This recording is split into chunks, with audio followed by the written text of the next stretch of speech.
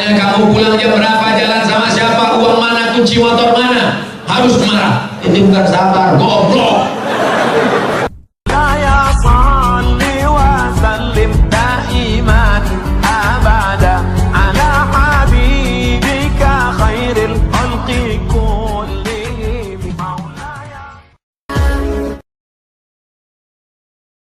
Saya suka sekali memarahi anak saya. Bapaknya lah kalau berani. Pak Ustadz, apa amalan agar bisa menahan marah dengan anak?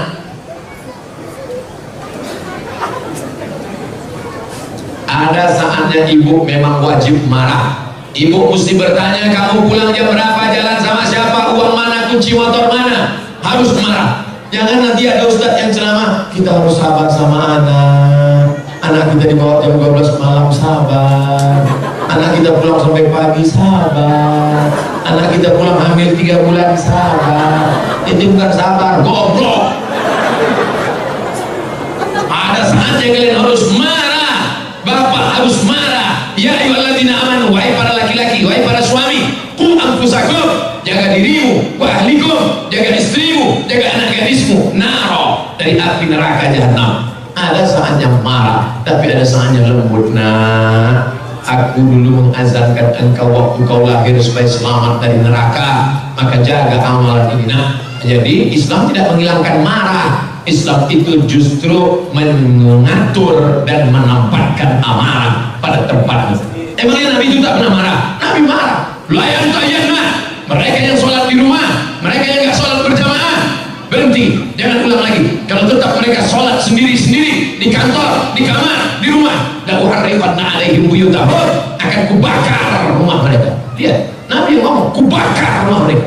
Kira-kira mungkin nggak ngomong gitu lembut? Kubakar rumah mereka. Kubakar ya. Memang bakar ayam. Jadi kalau saya nampak bersuara keras menggelegar, saya bukan marah. Saya sedang ingin umat ini sadar tentang hukum-hukum Allah. Soalnya ala Nabi. Apa kriteria memilih pemimpin negara? Nggak banyak-banyak, 2 saja. Satu, ayat Al-Quran.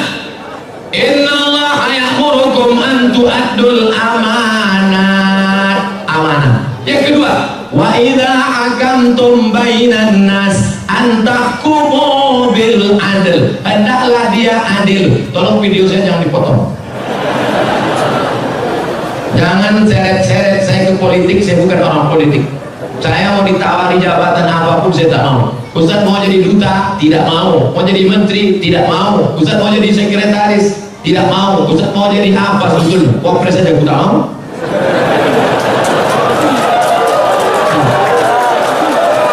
Biarkan aku terbang sejauh mata memandang, ceramah ke onta.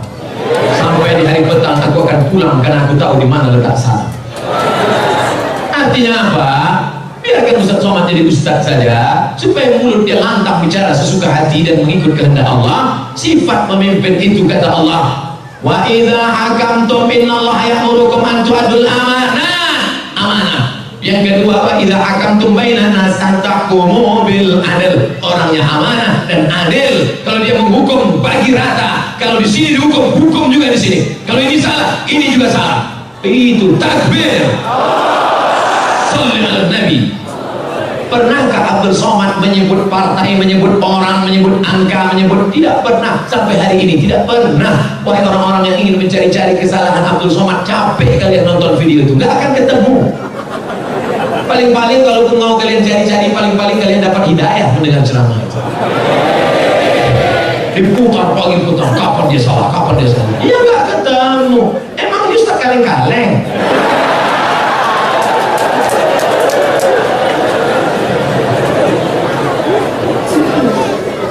Pak Ustaz, tolong jelaskan bagaimana cara hijrah yang sesungguhnya. Hijrah itu mudah aja, ambil pakaian, pindah.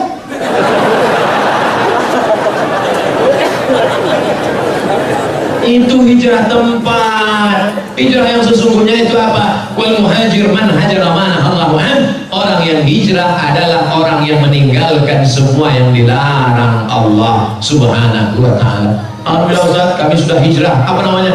Biker hijrah. Itu kemarin masih gonceng cewek. Ini pacaran syariah Ustaz. Boleh, nggak ada. Anak-anak muda, para bikers, anak-anak muda, kalau kalian betul-betul hijrah, ambil HP, buka, cari namanya, delete, buanglah mantan pada tempat. Jangan lagi masih berteman, malam-malam masih bangun ya, tahajud ya. Apa yang kau bangunkan dia? Maknya kan ada di dapur. Macam mana yatim piatu aja. Oleh sebab itu hijrah ini total. Hijrah yang tidak Ahlus Sunnah wal Jamaah, la ilaha. Yang sebelum ini belum hijrah, akidahnya rusak, kemana-mana percaya batu cincin. Maka setelah itu dia buang itu semua. Dia sudah akidah Ahlus Sunnah. Yang selama ini masih percaya lagi, keris kecil dimasukkan ke dompet. Rupanya salah, patah, tertusuk. Yang masih percaya lagi dengan macam-macam mantra-mantra, wangsit-wangsit. Suaminya nggak patuh, dikumpulkan rambut, tai telinga, tai hidung, tai segala tai dikumpul, dibakar, masuk kopi. Akhirnya suaminya minum. Suami pun patuh macam lembu cucu ibu. Mas, adik mau pergi arisan, tolong pel lantai, masa anak-anak urus mandikan, enggak apa-apa. Kalau sampai kau buat lagi seperti itu, neraka jahanam tempatmu. Karena kau sudah pakai dukun, pakai santet. Ustaz Somad nuduh perempuan aja. Oke, kita balik. Laki-laki pula yang menyantet perempuan. Saya Ustaz baru tahu bahwa saya ini sebenarnya suka sama dia karena dipelet suami saya. Taunya kapan? Setelah anak 5 lahir.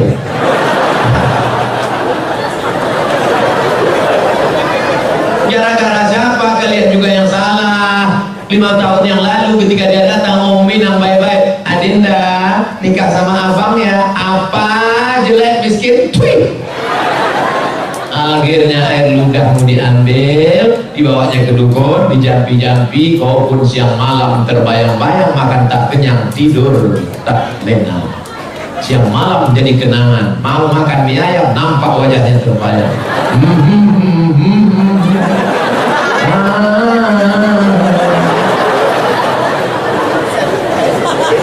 Apa mau dikata, nasi sudah jadi tai ayam. Jangan lagi hijrah masalah akidah, hijrah ekonomi, beralihlah ke Bangkal Tintara Syariah. Kenapa Ustaz sebut itu? Kalian orang Kaltim, maka gunakan aset daerah yang syariah, maka beralihlah ke bank syariah supaya selamat daripada riba. Ideologi, politik, sosial, ekonomi, betul-betul hijrah. Selama ini nggak sholat. Alhamdulillah suami saya sejak dengar ceramah Ustaz Somad sudah hijrah. Oh, sholatnya rajin sekarang Pak Ustaz. Sholat apa? Sholat Jumat. Sholat kok cuma hari Jumat. Sholat zuhur, sholat asar, sholat maghrib, sholat isya, sholat tahajud, sholat duha, sholat qabliyah, sholat ba'diyah, sholat witir. Minta ampun kepada Allah atas segala silap dan salah kita. Mudah-mudahan Allah menerima hijrah kita insyaallah. Ya ayyuhalladzina amanu, hai orang beriman, tubu ilallah, taubatlah kepada Allah, taubatan nasuha, taubat nasuha. Apa saja bukti Islam adalah agama yang benar? Kenapa Allah membiarkan orang-orang membuat agama-agama yang lain? Kenapa enggak orang itu Allah hilangin aja? Hal apa yang dapat kita lakukan meningkatkan keimanan kita pada Allah Subhanahu wa ta'ala? Kira-kira sulitkah bagi Allah meratakan orang yang tidak beragama dengan agama Allah? Innama amruhu idza arada syai'an ayaqula lahu kun. Ada yang mati ditelan bumi, Qarun. Ada yang mati ditelan laut merah, Fir'aun. Ada yang mati karena nyamuk, Namrus yang gagah perkasa, raja yang membakar Nabi Ibrahim, itu matinya cuma karena nyamuk, lupa pakai autan.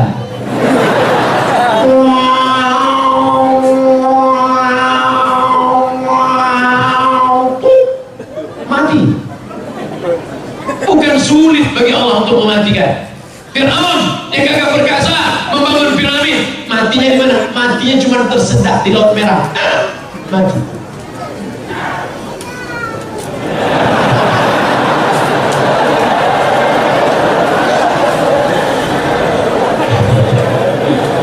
Oleh sebab itu maka kenapa Allah membiarkan? Pertanyaan anakku, Pertanyaan saudaraku ini pernah saya tanyakan kepada Profesor Dr. Syekh Muhammad Jibril, guru besar tafsir di Universitas Al-Azhar Kairo. Syekh, kaum Ad mati, kaum Thamud mati, kaum Madian mati. Mengapa Bani Israel tidak mati, Syekh?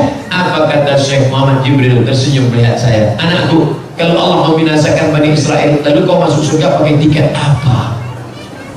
Kalau Allah menghancurkan Bani Israel di Palestina, lalu kau masuk surga pakai tiket apa? Ini Allah biarkan supaya dia menjadi jihad kita. Orang Melayu masih ada yang belum Islam. Supaya apa? Supaya Abdul Somad masuk ke hutan membawa bantuan setiap bulan Februari, sudah bulan Agustus membuat sekolah tahfiz. Untuk apa? Supaya negeri itu menjadi negeri Islami dan kita berperan dalam dakwah. Abdul Somad di Masjid Al-Kausar ini bukan dakwah, karena ini orang baik semua. Yang dakwah itu kemana? Berdakwah kepada orang yang belum mengenal Allah, berdakwah kepada orang yang belum bersyahadat. Ajak mereka ke jalan Allah, dari jalan setan ke jalan Allah, dari jalan yang tidak diridhoi Allah, dari jalan maksiat ke jalan taat. Itulah dakwah. Jadi kenapa Allah biarkan? Supaya kita mendapatkan pahala dakwah jihad fi sabilillah. Mana adrenalin dakwah, mana semangat dakwah? Bangkitkan teman-teman yang belum hijrah, ajak dia hijrah.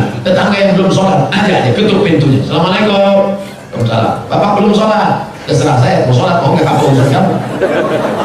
Pak, jangan kasar gitulah Pak. Pergi sana. Besok datang lagi, Pak.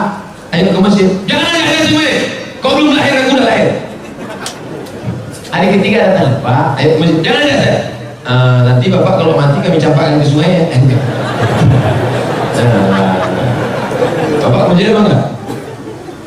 Iya lah, ya. Nah, 3 hari aja kena. Saya waktu kecil belum pernah diakikahkan. Akikah itu hari ke-7.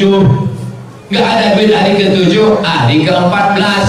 Hari ke-14 nggak mampu, hari 21. 21 nggak mampu, nggak usah tengok kalender, setahun, 2 tahun, 5 tahun, 6 tahun, 7 tahun, 8 tahun. Sekarang umur Bapak berapa? 40 tahun, belum akikah? Belum. Pulang dari sini, beli kambing, masak, saya datang makan sudah.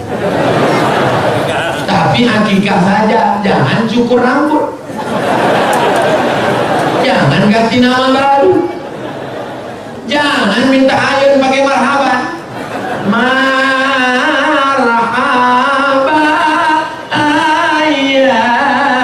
Pisangka yang atau buntung, yang penting uangku pulang.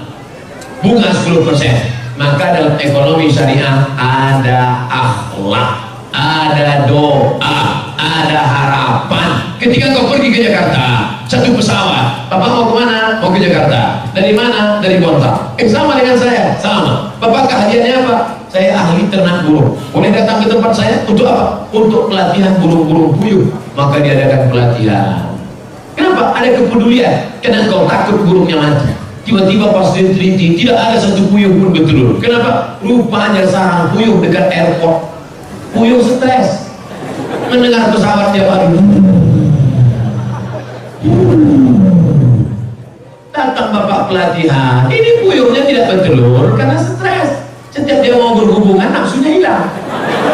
Karena mendengar suara pesawat, akhirnya dialihkan. Artinya apa? Hidupmu terus terpacu adrenalin untuk bekerja sama, tiap hari mendoakan, dan setiap ketemu kau bersalaman bertanya, Assalamualaikum adik-adik, sehat ya, sehat ya, sehat kan, sehat, sehat.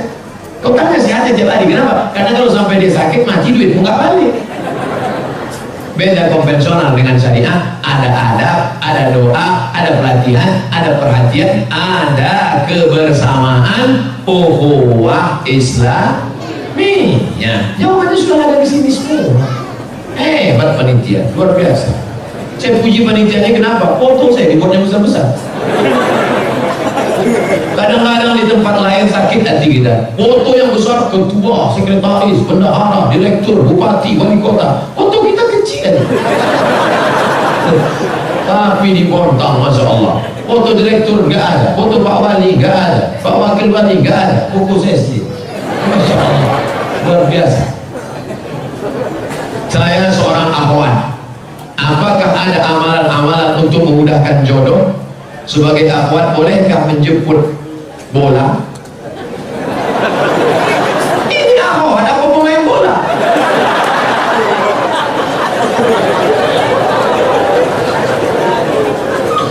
Maksud dia, boleh nggak menawarkan diri pada orang soleh? Saya tidak menjawab, saya cerita, Bapak Ibu jawab. Ketika Nabi sedang tausiah, tiba-tiba tegak seorang perempuan. Apa kata perempuan itu? Inni wahabtu laka nafsi, I give myself for you. Sekarang saya tanya, bolehkah menawarkan diri untuk orang soleh? Lihat cerdasnya jemaah.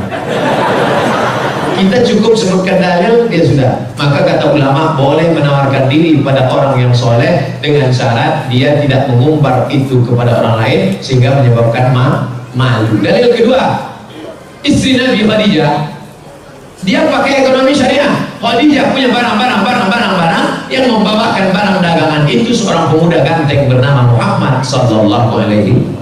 Setiap barang dibawa laku keras. Akhirnya Khadijah nanya, ini yang selalu laku keras mana orangnya? Itu dia.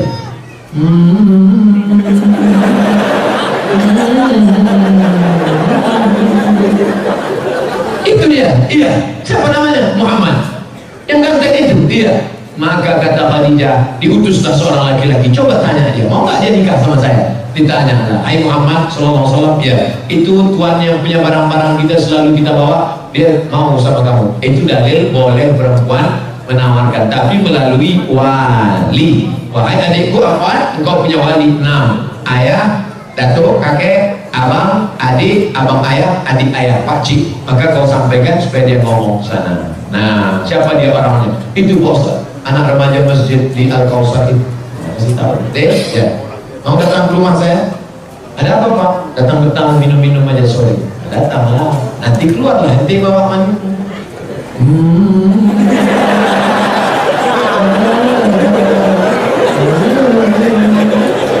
Lalu kau pun minum lah, tengok saja.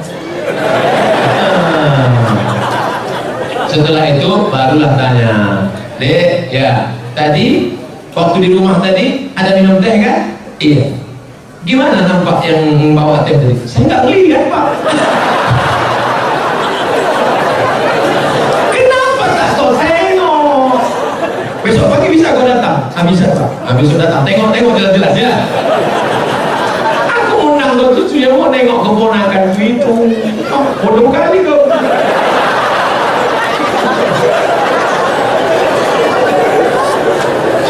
Setelah itu sampaikanlah kepada dia. Nanti kalau kau tengok, kasih jawaban cepat-cepat ya. Ya, kalau padi katakan padi jangan sampai tertampi-tampi. Kalau jadi katakan jadi jangan sampai ternanti-nanti. Itu gimana? Bisa, Pak. Selama ini saya memang udah tengok dia, tapi dari jauh nampak saya cantik. Begitu dekat, tak jadi loh Pak. Dah, jangan kau cerita-ceritakan ke yang lain ya. Nanti hancur dunia persilatan.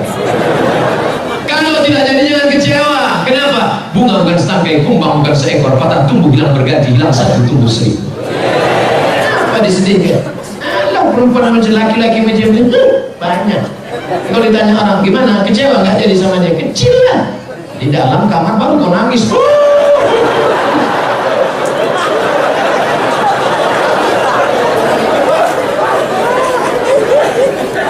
Ini sudah ditetapkan Allah. Ini takdir sudah tertulis di Lauhul Mahfuz bahwa teh kotak ini punya Abdul Somad, bahwa minuman ini punya Abdul Somad. Ini takdir. Aku tahu rezekiku punya aku dan tidak mungkin diambil orang. Betul? Ini punya Abdul Somad, satu pun tidak akan mengambil. Begitu juga dengan jodoh. Jodohmu tak akan mungkin diambil orang.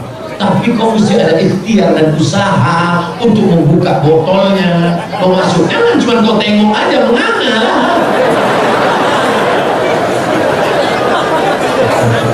Harus ada usaha.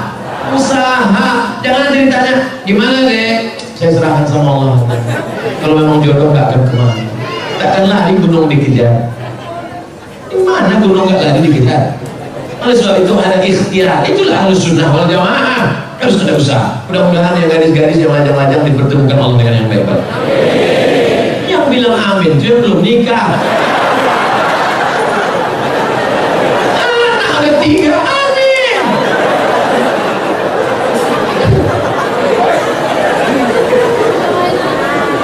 Nah, pada sebab itu maka indah adik-adikku yang lajang. Indah kalian nanti bercerita ke anak-anak. Papa, ya, Papa ketemu Mama dulu di mana? Waktu itu ada ustadz datang ke masjid LNG Bada atau Bada LNG, Masjid Al-Kausar. Nah, terus pas papa mau keluar itu nyari-nyari sendal, mana sendal, tiba-tiba terbentur kepala papa. Tengok apa?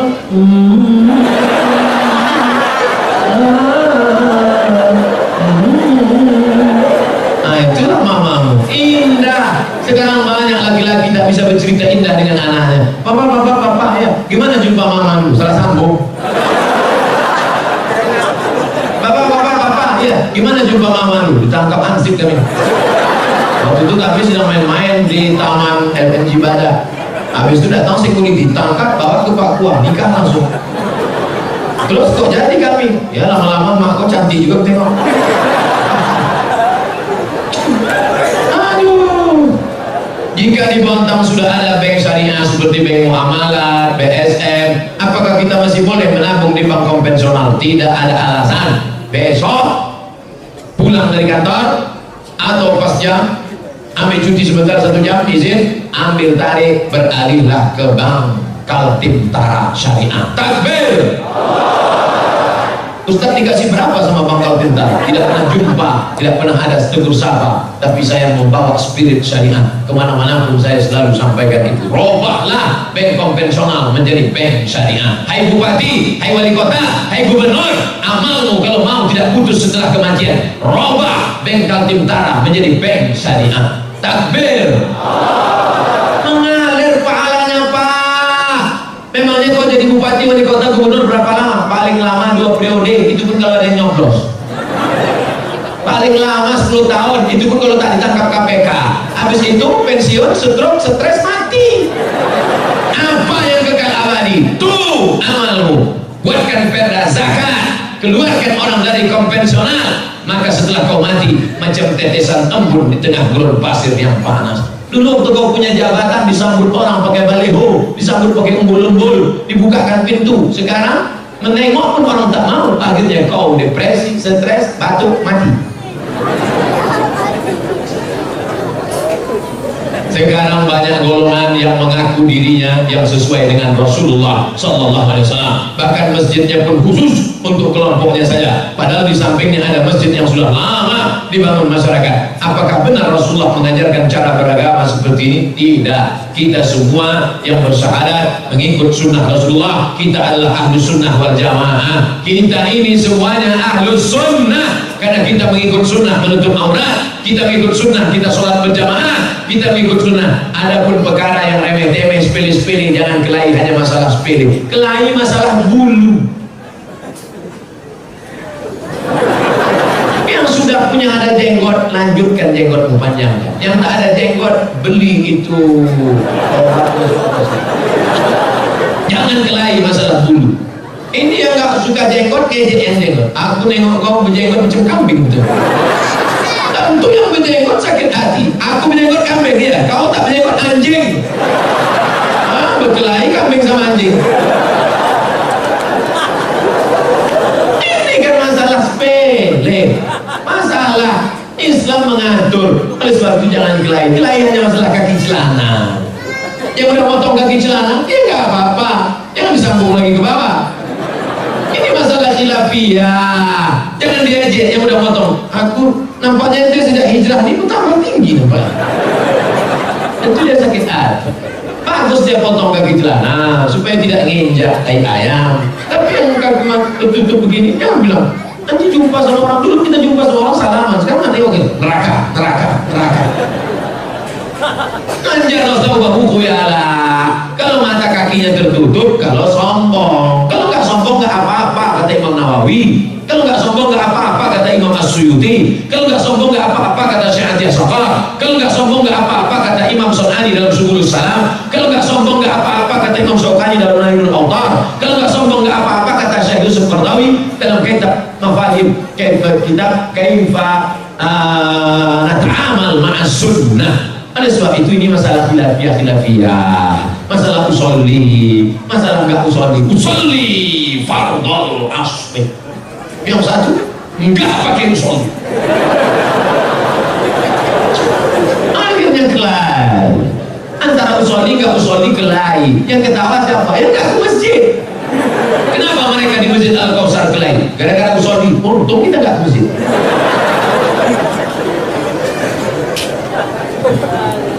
Mari kita jaga persatuan. Maka judulnya Masya Allah, Ukhuwah Islamiyah. Mau NU, mau Muhammadiyah, mau Al-Wasliyah, mau Perti, mau Persis, kita semua saudara. Asyhadu an la ilaha illallah wa asyhadu anna Muhammadan Rasulullah. Tapi kalau ada yang mengatakan ternyata setelah Nabi Muhammad itu ada Nabi lagi ke-26, itu bukan saudara kita, itu harus diajak masuk Islam lagi, ulang syahadat, karena la nabi ya ba'dah, tak ada nabi sesudah Nabi Muhammad. Siapa nabinya? Ahmad. Ini dia, ya'ti min ba'di ismuhu Ahmad. Ini nabi yang terakhir, Ahmad. Oh, jadi kalau namanya ada dalam Quran berarti dia nabi? Iya, berarti ada nabi yang ke-27. Siapa dia? Nasrullah.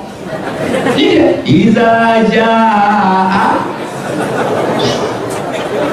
27, berarti ada nabi yang ke-28. Ini yang terakhir. Ini ayatnya, qul huwallahu ahad Allahu. Ini dia.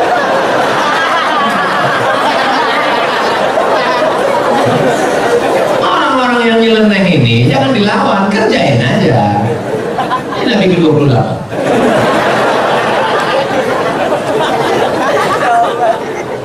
Tolong jangan dipotong videonya. Nanti pengakuan Ustaz Somad dipotong Nabi ke-28.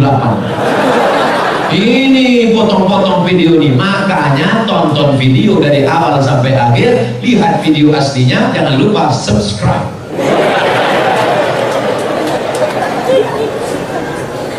Kertas terakhir, Pak Ustaz, kami sudah 8 tahun menikah, alhamdulillah, tapi belum diberikan anak. Nauzubillah. Tolong minta didoakan agar cepat dikasih keturunan yang soleh. Kira-kira sulitkah bagi Allah membuat engkau hamil? Tidak. Ustaz Somad, saya menikah sudah 8 tahun tidak punya anak, tapi terakhir sekarang punya anak. Kenapa? Rupanya diganggu jin. Masuk jin ke dalam perut rahim, sehingga sperma dengan sel ovum tidak pernah ketemu, dihalangi oleh jin. Kisah nyata teman kalian. Akhirnya setelah diruqyah di Jalan Sumatera, Riau, Pekanbaru bersama Ustaz Saifullah, walau di Kalimantan cari ustaz-ustaz yang bisa ruqyah, akhirnya jinnya pergi kabur, akhirnya hamil, sekarang punya anak. Malah sekarang batu aja hamil istri.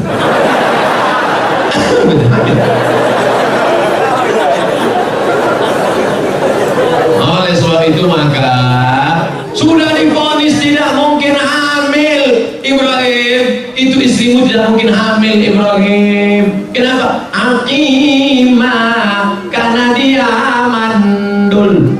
Siapa nama perempuan itu? Sarah. Sarah sudah divonis, semua perempuan berkata Sarah tidak mungkin punya anak. Akhirnya Ibrahim buka cabang, menikah dengan Hajar. Rabbana hablana minas salihin, Rabbi habli minas salihin. Umur Ibrahim 86 tahun, lahirlah anak bernama Ismail. 13 tahun setelah itu umur Ismail 13, umur Ibrahim 99 tahun, istri yang divonis mandul, mengandung. Akhirnya lahirlah anak laki-laki bernama Ishak. Oleh sebab itu jangan cepat-cepat buka cabang. Ternyata toko lama laku juga. Makanya Bu, nanti kalau bapak ngomong, Mas, nampaknya papa harus buka cabang, ingat, ternyata setelah 13 tahun Sarah juga mengandung Pak. Jadi gimana? Kita tunggu 13 tahun lagi. Oleh sebab itu maka apa sebenarnya yang diinginkan Allah? Kadang sakit hati saya Pak Ustaz, saya sudah nikah 8 tahun gak ada anak. Kawan saya nikah Januari, April punya anak.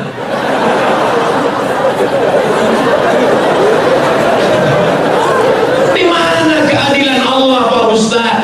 Sebenarnya Allah hanya ingin melihat engkau munajat di tengah malam. Usolli sunnatat tahajud 8 rakaat, usolli sunnatal witir 3 rakaat, usolli sunnatal hajat. Hajat ingin punya anak, baca surat Yasin, selesai baca surat Yasin, Allahumma inni as'aluka bi surat Yasin, Allahumma inni atawassalu ilaika bi jahi Yasin. Ya Allah, berkat surat Yasin ini mudahkanlah aku punya anak. Karena kata Imam Ibnu Hajar, kata Imam Ibnu Katsir dalam tafsir Quran Al-Azim, la tuqra'u fi amrin asirin illa yassarahullah. Kalau dibacakan pada perkara yang susah, susah punya anak, susah sakit, susah paham, maka dimudahkan Allah. Maka baca Yasin tiap malam. Bapak Ibu sholat tahajud usaha. Katanya minum jus jus kacang hijau. Katanya makan korma. Saya tengok jamaah umroh beli korma muda, beli korma muda. Saya nggak paham ini apa betul apa tidak. Lalu saya tanya sama yang jual itu, apa betul? Katanya aku udah punya anak. Ternyata orang ini sugesti aja, ikut-ikutan. Teman saya lama tak punya anak, ambil cuti 1 bulan ke Kairo, makan minum ngaji, makan minum, punya anak. Rupanya selama ini sperma terganggu oleh WhatsApp. Handphone masuk kantong, handphone signalnya terganggu, akhirnya sperma itu lemah, gak kuat dia berenang. Makanya makan banyak, makan. Oleh sebab itu maka ada ikhtiar, ada usaha, ada doa dan tawakal. Mudah-mudahan yang belum punya anak diberikan Allah anak yang soleh dan soleh.